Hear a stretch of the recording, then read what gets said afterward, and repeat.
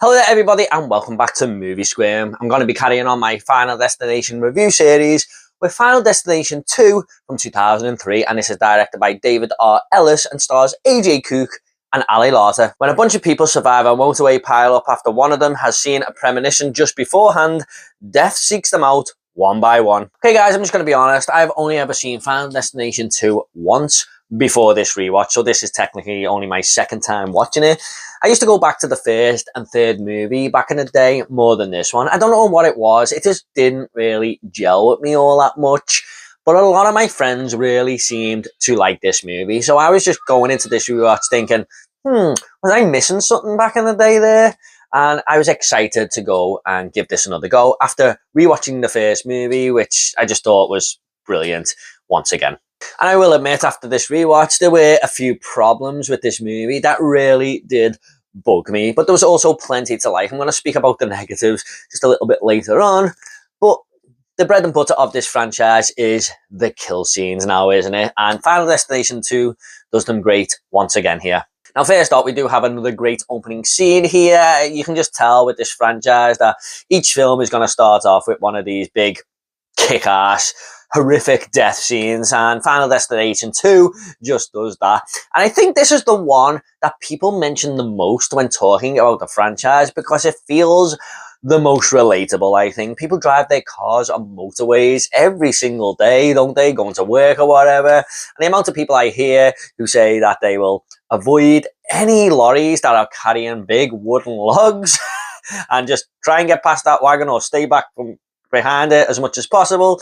You know, a lot of people have told me that in the past. So yeah, I think that's why a lot of people kind of warm to this opening scene, because it's just something that could happen at any damn time, really. But this again is a very messed up scene where plenty of people die. But I really like the build up to it once again, kind of like Alex in the airport in the first movie. Here we have Kimberly, played by AJ Cook, who was our main protagonist in this one. And she is basically hearing Highway to Hell coming on the radio, and she sees a kid next to her in the other car crashing two little toy cars that he's got, you know, together there.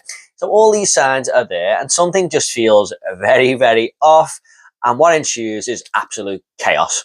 The logs flying off the wagon to crush Michael's face through his windshield there. The four characters who are in the car that we've been following laying in wait as this big, horrible, gigantic wagon on fire coming towards them. And there's just nothing they can do, lying helpless there.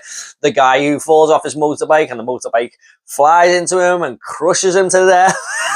Cars skidding and flipping everywhere. Yeah, the director goes all Michael Bay on our ass here, but that's what makes it such a memorable scene as well. But after this, some of our characters are taken to a police station, the survivors of this gigantic motorway pile-up.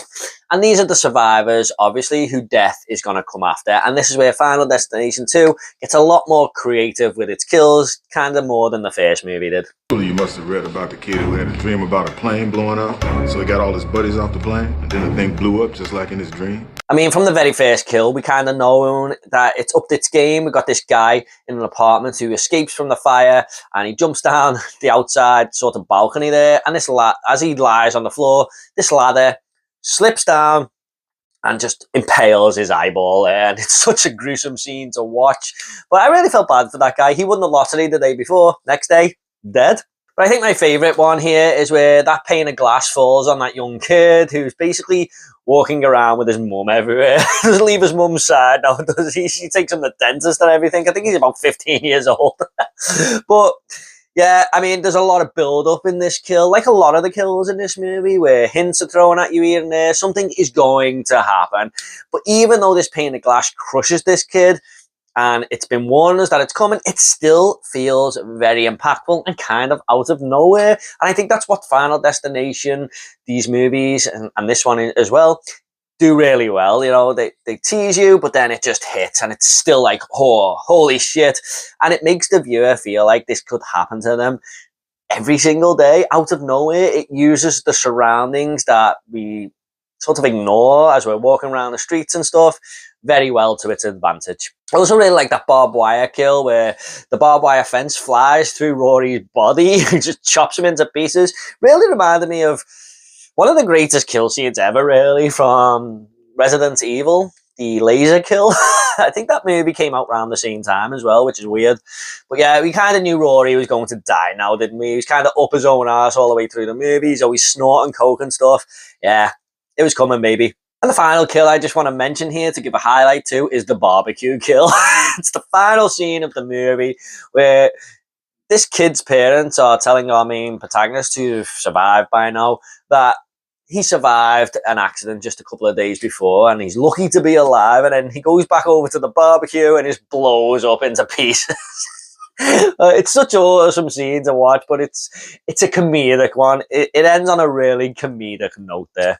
Now, despite lots of new rules being added to this movie that didn't really work for me, one thing I did like what they tried to do here was link all these characters to the death of the survivors from 180. So basically the 180 crash from the first movie has inverted the sequence of these characters' deaths and basically shook it up a little bit there, and death has come after them in this big motorway pileup, but they've cheated death again.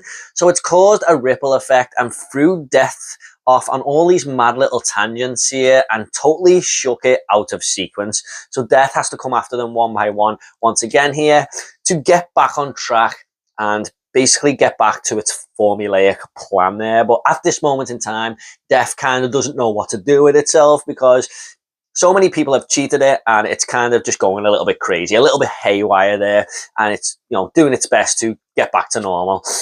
I thought that was a really interesting thing to bring to this movie because it tries to add a little bit of depth to the characters and, didn't just do a full rehash of the first movie. However, I do feel like this is where the movie trips up over its own feet here and just brings one too many things to the story. I am all for doing something different in sequels and not just rehashing it from the original, but you've got to execute it very well. And I got to be honest, guys, I was finding it hard to kind of keep up with all these new things that were getting thrown at us. And I was like, okay, so this means that now and that means that. But hang on, hasn't that just meant that 2 minutes ago?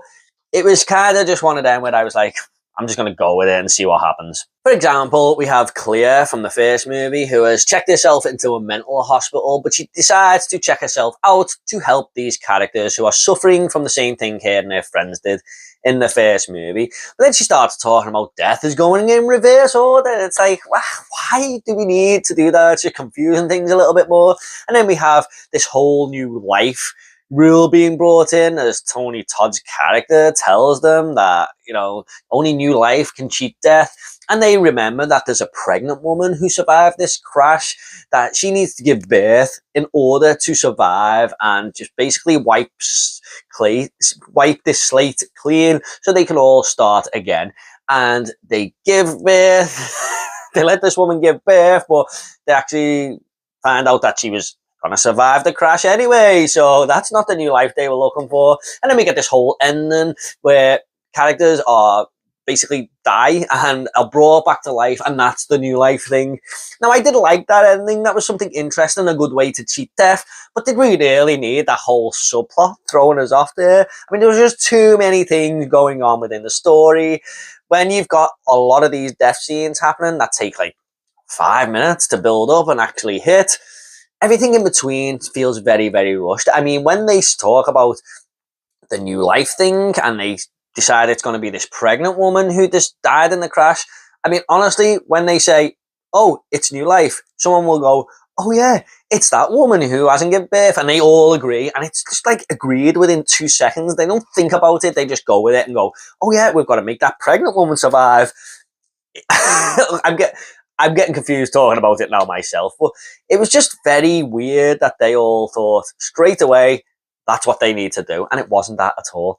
So yeah, I could have done without that whole pregnant lady subplot there. It just took too much time up with the movie and trying to do too many things. However, the biggest negative of this film for me, I just hated this moment, was when Eugene says he's in control of his own life, but he's not actually next in line to die.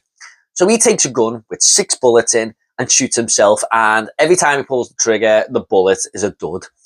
Because he's not next in line, these bullets didn't go off, and he was not able to kill himself. So basically, Does that mean you're invincible until it's your turn next? Could you jump off a building and survive? It just felt so stupid. I hated that they threw that in there. You could basically be a superhero until you're next in line, because if 6 bullets aren't going to kill you, what is? I gotta be honest, guys, I didn't really like much of the characters in this movie either. I mean, you got that guy who wins the lottery and is kind of just up his own ass a little bit there, suddenly thinking he's better than everyone. And then you got Rory, the drug-taking guy, who again is kind of up his own ass a little bit there. And I just couldn't take to these characters. And Kimberly, our main protagonist, I mean, Alex from the first film felt like he had this special ability. He felt like a special character. But here, Kimberly just doesn't really feel like that, even though she has the premonitions. I don't know what it is. It's just kind of a bland performance from AJ Cook there. I just didn't get that same connection. So, unfortunately, the bunch of characters here are just not as interesting as the bunch of characters in the first movie. However, Clea Rivers was definitely the best actress in this movie for the start, but also the best character. I liked the way she came to help all these other characters, and basically she's the one they turn to. She's the one who's been through it all before, and I kind of hated the way they killed her, because she could have been the main character of this franchise going forward, kind of like Jamie Lee Curtis in Halloween or something.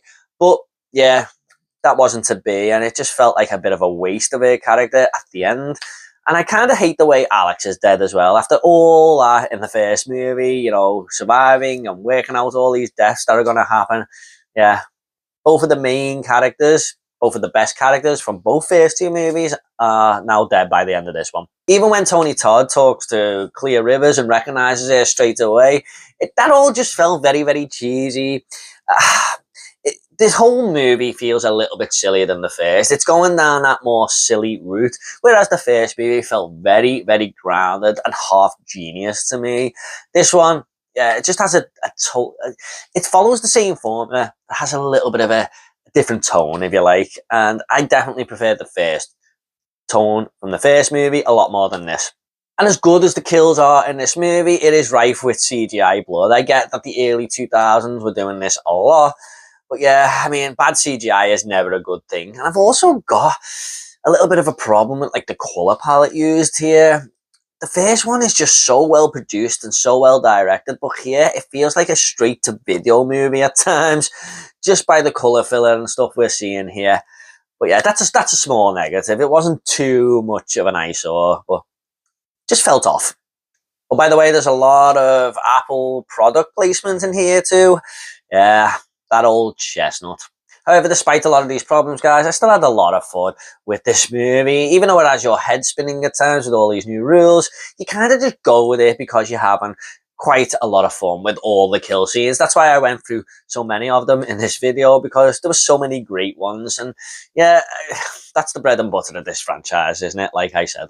I'm just going to go ahead and make this movie now. I'm going to give Final Destination 2 a 6 out of 10. Not as strong as the first movie. In fact, nowhere near for me, but lots of creative death scenes and a great opening just make this still a lot of fun. Okay, guys, at the end of these reviews, I always like to leave a little fun fact. Now, a fun fact for Final Destination 2 is that the mental institute that Clea books herself into is the same mental institute that is used in Halloween Resurrection. Hey guys, hope you all enjoyed this review. Don't forget to check out my other Final Destination reviews. I've done the first movie, of course, got the third movie coming next, and the 4th, 5th, and 6th. So I'll leave the playlist down below to those reviews. What do you think of Final Destination 2? You're a fan, you're not a fan, please do let me know.